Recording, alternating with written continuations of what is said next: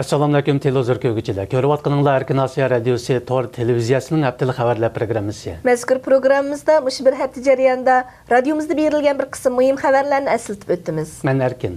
Men Gulchehra. Uyg'ur milliy harakati rahbari Rabiya Qodir xonim Uyg'urlar o'z-o'zini ozod qiladi yoki qurbon bo'ladi dedi. Bu vaqtdagi so'zlarni Erkin Yevropa radiosining ziyoratini qabul qilganda o'tirg'a qo'ydi.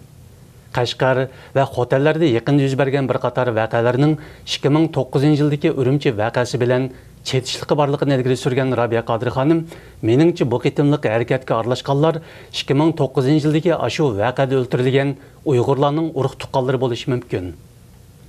Urumchi voqeasi bir cho'ng va echinishli voqea bo'lsa-mu, hech kim yetarli ko'ngil bo'lmagan edi, deb ko'rsatdi. Rabiya Qodir xonim oxirida mundaq deydi: Meningcha Xitoylar Uyg'urlarni o'ldirishni davomlashtiryapti, lekin Uyg'urlarni to'xtab qolmaydi. Ular Xitoy siyosatini o'zgartmaguncha to'xtamaydi. Xitoy doiralari Uyg'ur elidagi dangliq sayliga turpan buyliqdiki, yerlik Uyg'urlarning 3 dan 2 qismini ko'chirishni planlagan. Yerliklardan egallagan uchurlarimiz qaraganda, bu yerlik Uyg'urlarning qattiq noroziligini qo'zg'agan. Bu vaqtda ziyoratimizni qabul qilgan bir buyliqlik Uyg'ur, ota-bobamiz yashab kelgan, bizga non berib bu makondan hargiz ko'chmaymiz dedi.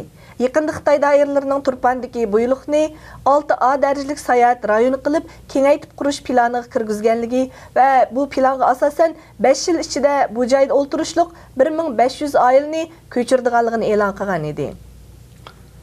Beijingda arz qilayotgan Uyg'ur arzdorlar radiomiz ziyoratini qabul qilib, Qashqar Yangi bozor voqeasi haqida to'xtaldi va u voqea ijrochilarini yurakli bolalar ekan deb ta'rifladi. Yana bir Uyg'ur arzdor Qashqarga yangi kelgan Xitoy ko'chmanlarining qisqa vaqtda beyib millioner bo'lib ketadiganligi, yerlik Uyg'urlarning bo'lsa haqsiz nohaqchiliklarning dardida sarson ekanligini bildirdi va shunga chiqdi bundaq voqealar dedi.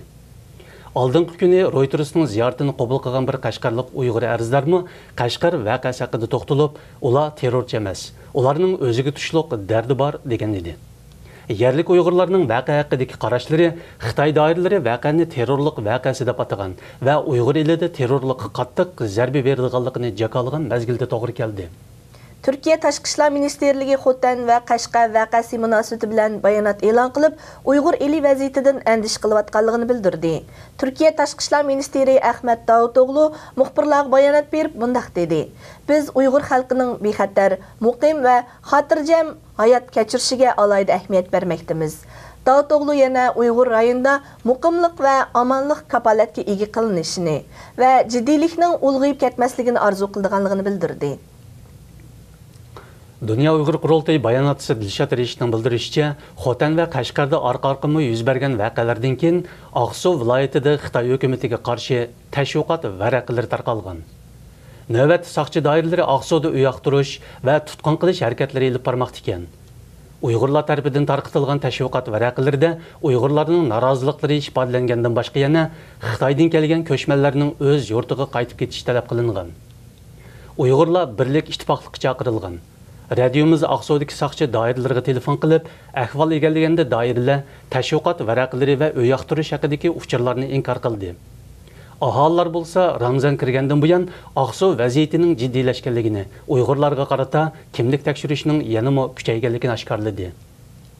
Pakistandagi Ömer Uyg'ur vaqfining ma'lum qilishicha, 11 avgust Pakistan bexatarlik xodimlari Benazir Bhutto aerodromida 5 nafar Uyg'urni Xitoyga o'tkazib bergan. Bularning ichida bir ayol va 2 bola bor bo'lib, bu kishilik huquq tashkilotlarining tanqidiga uchirdi.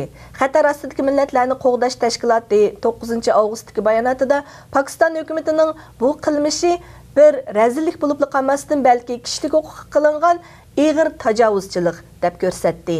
Bu Uyg'urlarning 1 yildan beri Pokistonda turmada yetayotganligi ilgari surilgan bo'lib, bularning Qashqarda yuz bergan Yangi bozor voqeasidan keyin Xitoyga o'tkazib berilishi diqqatni tortmoqda. Tayland mazkur davlatga qochib chiqqan Uyg'ur musofirlaridan Nurmamatni 6 avgust Xitoyga topshirib berib, xalqaro kishilik huquq tashkilotlarining ayblashiga uchirdi. Markaziy Amerikaning Nyu-York shahridagi kishilik huquqni kuzatish tashkiloti Tayland hukumatining bu qilmishini tanqidlab qolmay, Tayland va Xitoy doiralaridan Nurmamat bilan darhol ko'rishishga ruxsat qilishni talab qildi. Nurmamedning Taylandga qachon qochib chiqqanligi ma'lum emas.